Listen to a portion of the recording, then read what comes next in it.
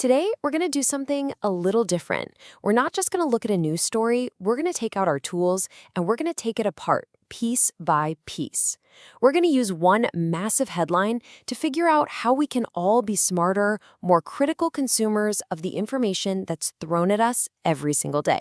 It all starts with a number, and not just any number. A huge, almost mind-boggling one that just grabs you by the collar, $400 billion. This single figure was right at the very heart of a major news cycle. And attached to that giant number was an equally powerful story, a narrative that news outlets were absolutely running with, that this spending, all driven by AI, was literally propping up the entire U.S. economy all by itself. It's a heck of a narrative, right? Super compelling. But is it actually true? That's the real question we're going to dig into, that gap between a number you can prove and the dramatic story that gets built on top of it. All right, let's get into it. Here's our game plan. We'll start with that big headline, then we'll pull apart the fact from the narrative. I'll show you a few tools from an analyst toolkit, and we'll use them to find the signal and the noise. Then we'll check the final scorecard, and at the end, you'll have a new critical lens for everything. So first things first, let's just lay out the basic story that had everyone talking. The main claim, the one you saw in places like Axios, is that there's this gigantic wave of capital expenditure. That's just Capex, what companies spend on big-ticket physical stuff, and it's all flowing into AI. And here's the thing, that core fact is totally solid. It's verifiable. You can find it in company earnings calls and analyst reports. And this brings us to what is, honestly, the most important distinction we're going to make today. It's the difference between a fact you can actually check and the story someone wants you to believe. This slide just lays the whole conflict bare. I mean, look at it. On the left, you've got a hard, verifiable fact about corporate spending. On the right, you have this sweeping, dramatic narrative about economic salvation.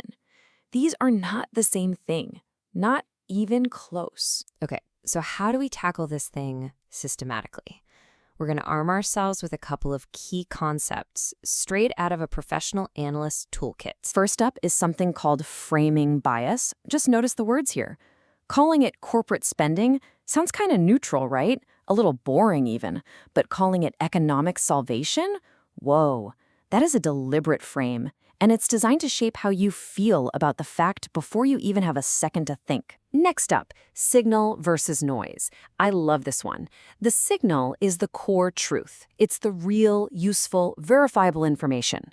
The noise? That's all the stuff wrapped around it. The emotional language, the hype, the speculation, the static. Our job is to tune out all that noise so we can hear the signal loud and clear. So, using those two ideas, our investigation becomes this really simple three-step process. First, we confirm the signal. Is it real? Second, we identify the noise. What's the spin? And third, and this is so critical, we look for what that noisy story might be trying to hide from us. All right, let's put our new toolkit to work. Let's apply it directly to this whole AI spending story and see what we find. Okay, so let's be absolutely clear. The signal here is very, very strong. That $400 billion number, it's real. The spending is being led by the big guys, Microsoft, Amazon, Google, Meta. It is driving real demand for things like NVIDIA chips and data centers. And yeah, business adoption of AI is legitimately high. This is real, actionable information. But, and this is a huge but, look at all the noise surrounding that signal. You've got these hyped up phrases like wild cycle. You have that enormous unproven claim of shouldering the economy. And what does all this noise do? It conveniently distracts you from some really big questions about sustainability risks like energy and water use, the potential for a classic investment bubble, and, the health of the rest of the economy. So, after we've carefully separated that strong signal from all that distracting noise, what's our final verdict on a news story like this? Let's bring up the analyst's scorecard and see. Now this is what's so fascinating. This slide shows this deep contradiction. Look at factual accuracy. It's sky high, a 9 out of 10. The core number is solid. But then look at the other scores. Epistemic integrity, that's basically intellectual honesty, it's low. The manipulation index is high. And logical rigor? It's way down in the basement. And when you crunch all those factors together, you end up with a final trustworthiness index of just 5.15 out of 10. And this gets to the absolute core of our explainer today. A story can be factually accurate, but still be fundamentally untrustworthy because of how it's presented. So the final conclusion?